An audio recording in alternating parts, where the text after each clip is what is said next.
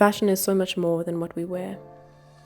It's how we celebrate our culture and our identity, how we support our local designers, our entrepreneurs with a dream. It's how we create social and cultural change. But how are we supposed to live in a world where aesthetics exceeds ethics? How can the fashion industry truly survive without sustainability?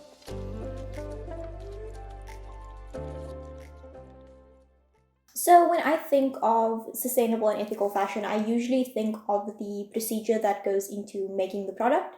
I look into what I think of the actual items that are used to make the product.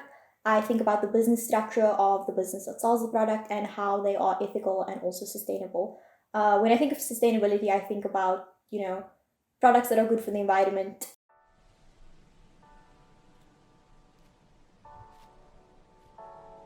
For me, there are quite a few different folds to what ethical and sustainable fashion is. It's the way you source your fibers. What is your fiber made from? Is it made from something that is eco-friendly? If you're putting dyes back into the water source, or if you are growing something that is renewable.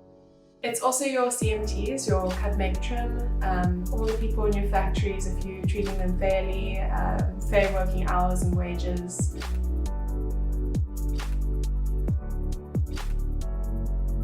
For us, being sustainable means to be a slow fashion brand. So we try to use all of our offcuts when it comes to our production.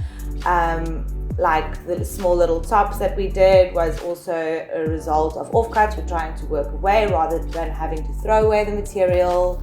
Also, in the trims that we use, we try to use natural trims like river shell buttons, and going forward probably looking into bamboo, even coconut buttons. And then all the way through, supporting a CMT that does ethical labor and everything being small scale, helping out everyone in the process towards the end product. And then we also use natural dyes. So we really push it into every single angle that we have the opportunity to do. I'm Elise Sarmani. I'm the founder and CEO of We Osha Roots. We Osha Roots produce and sells ethical handbags. And by ethical, we mean that we work in the townships, we do work with offcuts, we're quite into the slow fashion movement. I wanted to create a brand that could bring income for all those ones which were on the side of the booming Cape Town. You could see when I arrived in Cape Town, that was quite vibrant. There was a lot of design related things. That was the design year. You could also see all those townships and all those people not benefiting from this booming economy, and I wanted to create something that could make the link between the two. There is fun in ethics. It doesn't have to be boring. You can have a most vibrant bag and it's fully responsible. It doesn't have to be a serious speech. So the inspiration for the bags collection come from the prints, definitely. I mean, I'm working with Shwe wax print. I'm also working with collaborative prints from other designers. I'm on the process of probably designing my own prints, and that all comes from that colors, the vibrancy. I'm in love with colors. Just from a quality perspective, I noticed a very big difference in the quality of the products that I was purchasing from local brands as opposed to mass-produced brands. And I was also attracted to the uniqueness, and buying from a South African brand was kind of like me supporting that brand and being like, I'm a South African owning a South African product, which is not owned by millions of people. So in that sense, I think that kind of motivated me to support the local brands more. I think as consumers, we should be aware of how our products are being made so that ethically we know what we should be supporting. because unfortunately, the reality is that a lot of people look for cheaper labor overseas, which results in sweatshops, child labor, things like that. The more that you go into it, the more uncomfortable it gets, and you kind of have to question why you're uncomfortable with where your clothing is coming from or how it's made.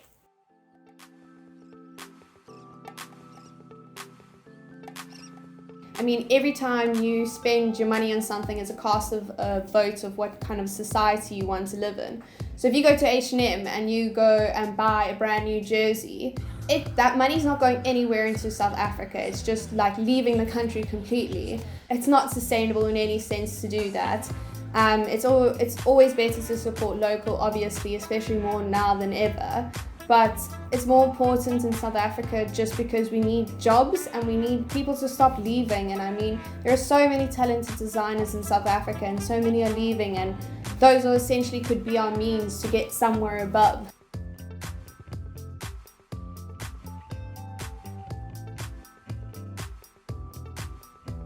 That's definitely one of the biggest challenges, trying to convince people that your product isn't actually expensive. Humans have just become so used to really, really cheap fashion. Looking at a lot of South African brands who call themselves proudly South African and who claim to be so, authentic and everything, and have their products manufactured in India and Thailand. So it would be really incredible to call out these brands and ask them why. Why do you not support your own country? Why do you not support your own people? I know that the main reason why they do the production elsewhere is because of costs. The more brands that we have that manufacture in South Africa, the cheaper it would become to manufacture in South Africa. And I know it seems inconsequential, but like something small, like supporting a local brand, means that even if your interest is in the environment, you're supporting like local manufacturers, local employment. You're supporting fellow South Africans that are in need of jobs, as opposed to like maybe something that's mass produced where the focus isn't so much on like helping people and like employing people.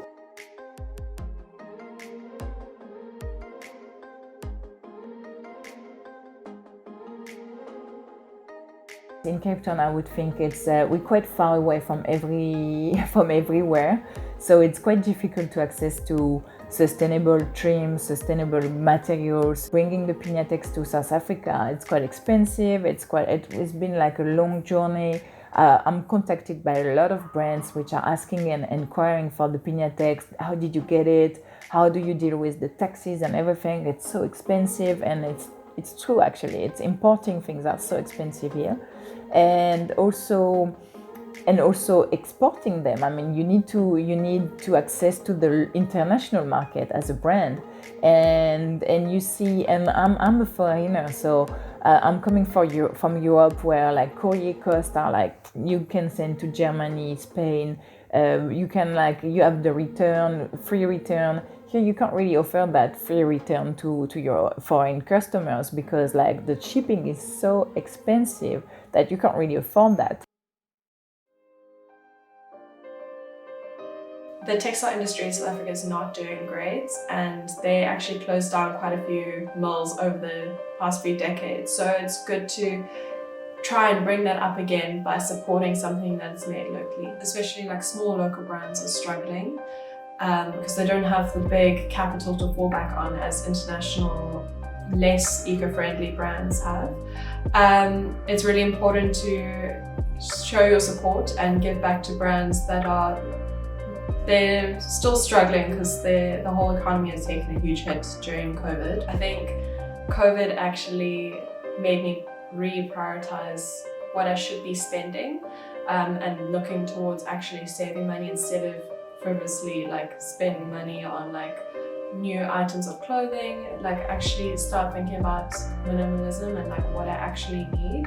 So in a way, I actually started looking towards buying sustainable fashion because usually it's made with more care. So it's a product that I know will be quality over quantity, that I'll be keeping for a while and wearing for a while.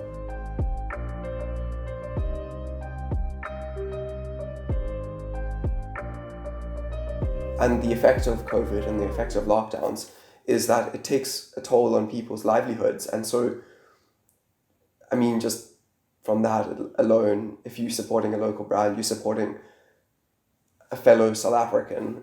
And it is nice to know that like you would be supporting someone who is trying to make a livelihood just as you are.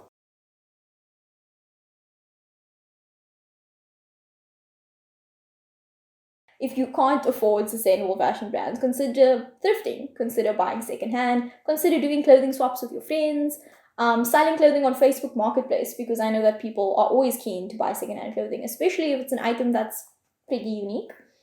But yeah, I'd say that just kind of be aware of how much you will be producing in terms of waste when you get rid of clothing and where you'd like that to go to instead of a landfill, I guess.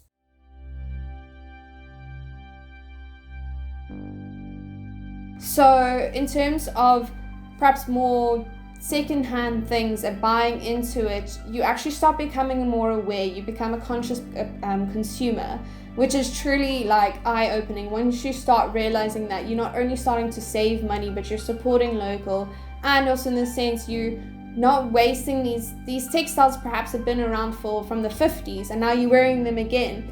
A lot of people are trying to save money and support local. It's actually amazing how many people have actually approached me now during lockdown and whatever, asking more about thrift, because they don't necessarily want to go to the malls where it's just compact with people, and more people are actually buying into South African economy, which is so awesome. So I would guess it has its pros and its cons, but it'll be interesting to see how it pans out through.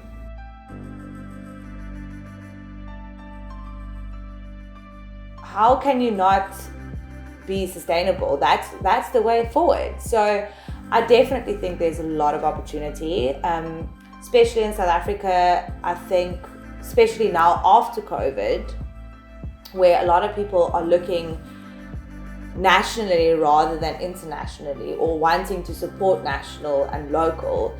And the more people who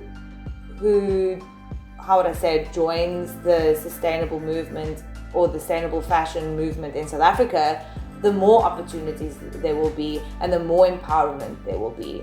So it's basically a win-win situation. At the end of the day, we can't keep competing against each other. We already have everything that we have in this world. It now needs to be us helping each other. So that can be a matter of like just raising awareness by just sharing someone's post, being like, this girl's selling really cool bags, like there you go, and just helping out. Like it takes nothing from you, and they'll probably appreciate you more and perhaps even like give you like 10% off of something. You never know. Like at the end of the day, I feel like what you give out eventually comes back to you, and I think a lot of people could just kind of like start believing in that, because it does happen. There's a circle of life. People want to give back if you're kind to them. Sharing information is very powerful, and I think that we take that for granted as university students, because we are in a university environment where we're constantly learning new things, we're constantly exposed to other people, but we forget that a lot of people aren't of the same privilege to be exposed to a variety of different people and have conversations in an academic setting like we are now about clothing and being ethical with your clothing purchases. A lot of people just see it as, that's cute, I want to buy it, or I need socks, I'm going to buy it. And they don't really think of the repercussions of their purchases or supporting fast fashion. I mean, the future of fashion is collaboration. I mean, you can see it everywhere now, and it's not going to change. It's really not going to change. It's really not one man for himself anymore. There's only good that comes out of it, definitely. Even my competitors, I don't feel in competition. And right now in the COVID, I feel like, okay, let's survive together. And actually we had a really interesting meeting yesterday or the day before with other brands in Cape Town. And I was trying to say, look, just the fact we're sitting together, it's already a big step. And we were all only small brands, but like behind all those small brands, there are a lot of lone entrepreneurs. People having questions like, do you manage to sell online? Actually, I don't. But I do. But how do you deal with your shipping? And what I like in my brand and what I like in that entrepreneur journey is the sustainable part of it, is the community effect, is being involved in something which is a bit bigger than me and bigger than my brand. And that really drives me when I see the feedback of the people, like stand here, like we here together. I think it's a major step, and it's and that's the way we're gonna survive that crisis. People need to stop focusing on like big brands. We need to stop looking out into the world when we have all our talent, our skills here. Like, why don't we have the confidence in ourselves to just start setting trends? And slowly, other countries in the world actually are following our footsteps. So it's amazing to see. Like, we still have huge steps to take, but we are getting there incrementally. Fashion really needs to slow down, and I hope that fashion really does, because honestly, from going from 2 seasons a year to now what they say is actually 52 seasons a year, like a lot of retail brands look at kind of like weeks of the year instead, and what can we bring out for the consumer that's more exciting. That I think with social media it's almost created a problem where consumers are looking for the next item, the next trend, where actually we need to move towards minimalism. And I hope that sustainability can grow and people can grow an awareness of having better products, better quality products, and invest more in less.